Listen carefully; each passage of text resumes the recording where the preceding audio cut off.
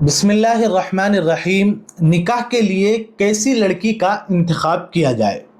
नौजवानों के अंदर एक अहंकार मचा हुआ है कि हम फैशन परस्त या मॉडर्न लड़की से निकाह करेंगे, लेकिन इस ताल्लुक़ से जनाब मोहम्मद रसूलुल्लाह सल्लल्लाहु अलैहि वसल्लम के फरमान को फरामोश कर दिया जाता है।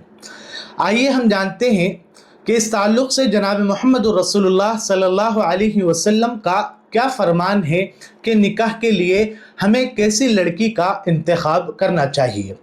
अन अबी हुरैरा रज़ियल्लाहु तआला अन्हु क़ाल क़ाल रसूलुल्लाह सल्लल्लाहु अलैहि वसल्लम तुनकाहुल मरअतु लिअरबइन लिमालिहा वलिहसबिहा वलिजमालिहा वलिदीनिहा फज़फर बिज़ातिद्दीन। हज़रत अबू हुरैरा रज़ियल्लाहु तआला अन्हु से मरवी है कि अल्लाह के रसूल सल्लल्लाहु अलैहि वसल्लम ने इरशाद फरमाया, औरत से निकाह 4 वजह से किया जाता है, उसके माल की वजह से, उसके जमाल की वजह से, उसके हसब और नसब और ख़ानदान की वजह से और उसकी दीनदारी की वजह से। तो तुम कामयाब हो जाओ दीनदार लड़की को इख्तियार करके। यानी अगर हम कामयाबी चाहते हैं तो हमारे लिए ज़रूरी है कि हम दीनदार लड़की का इंतखाब करें। अब इस हदीस का मतलब ये नहीं है कि हसब व नसब का ख्याल ना रखा जाए या खूबसूरती का ख्याल ना रखा जाए या मालदारी का ख्याल ना रखा जाए, बल्कि इसका मतलब ये है कि अगर तरजीह देने का मामला हो तो उस सूरत में दीनदारी को तरजीह दी जाए। मिसाल के तौर पे एक लड़की जो बहुत ज़्यादा मालदार है लेकिन उसमें दीनदारी की कमी है, और एक लड़की जो मालदार तो ज़्यादा नहीं है, कम मालदार है लेकिन वो दीनदार है, तो इस सूरत में जो है उस लड़की को इख्तियार किया जाए जिसके अंदर ज़्यादा दीनदारी है। अब दीनदारी का मतलब ये भी नहीं है कि जो लड़की हो वह आलिमा हो, फाजिला हो या मुफ्तिया हो। दीनदारी से मुराद ये है कि आम और बुनियादी जो है दीन की मालूमात उसे हासिल हो। मिसाल के तौर पर नमाज, रोज़े वग़ैरह, शोहर के हुकूक और इसी तरीक़े से सास ससुर के हुकूक और इसी तरीक़े से जो है सलीक़े के साथ घर को चलाने के आदाब व हुनर वो जानती हो। इससे मुराद ये दीन की बुनियादी मालूमात है। इसी तरीक़े से एक और हदीस में जनाब मोहम्मद रसूलुल्लाह सल्लल्लाहु अलैहि वसल्लम ने फरमाया, तज़व्वजुल वदूदल वलूदा, कि ऐसी लड़की से निकाह किया जाए जो ज़्यादा मोहब्बत करने वाली हो और जिसके ज़रिए से ज़्यादा बच्चे हासिल किए जा सकें।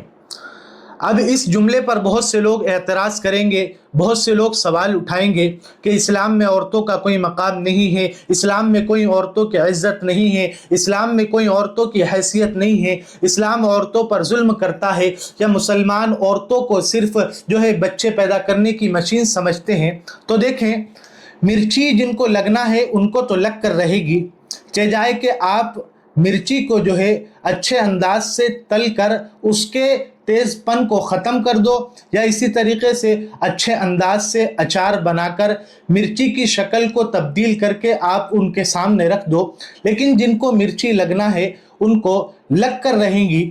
उसी तरीक़े से मैं अपनी बात को जितना भी जस्टिफाई करूं और जितना भी दलाइल व बराहिन की रोशनी में खोल कर बयान करने की कोशिश करूं, एतराज़ करने वाले तो एतराज़ करेंगे, लेकिन हम बरमला और बरआलान कहते हैं कि हम कसरत औलाद पर पहले भी फ़ख्र करते थे, अभी भी करते हैं और रोज़ क़यामत तक के जब तक कि हम इस दुनिया में रहेंगे फ़ख्र करते रहेंगे।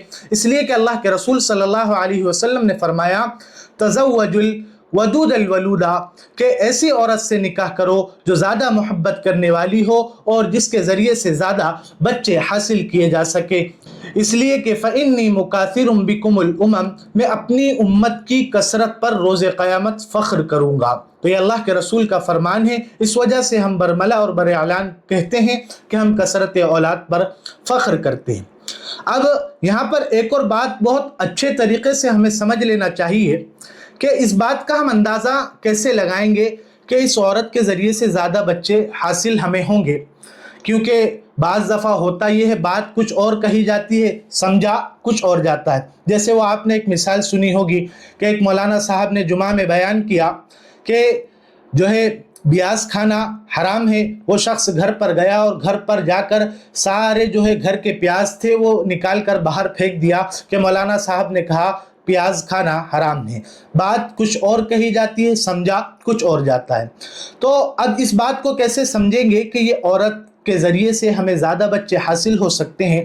تو اس کے خاندان کی عورتوں کو ہم دیکھیں گے، جیسے خالہ ہو گئی، بہنیں ہو گئی، اگر ان کی اولادیں زیادہ ہیں تو اس بات سے ہم اندازہ لگائیں گے کہ یہ لڑکی بھی ہمیں جو ہے زیادہ بچے اس کے ذریعے سے حاصل ہو سکیں گے۔ امید ہے کہ تمام باتیں آپ تمام حضرات کو سمجھ میں آ گئی ہوں گی۔ اگر اس ویڈیو کے تعلق سے یا جو باتیں اس ویڈیو میں کہی گئی کوئی اشکال ہو، کوئی سوال ہو، تو کمنٹ میں اپنا اشکال ضرور لکھیے گا۔ انشاءاللہ العزیز مکمل طور پر آپ تمام حضرات کی رہنمائی کرنے کی کوشش کی جائے گی۔ اس ویڈیو کو اپنے دوست و احباب تک بھی پہنچانے کی کوشش کیجیے گا۔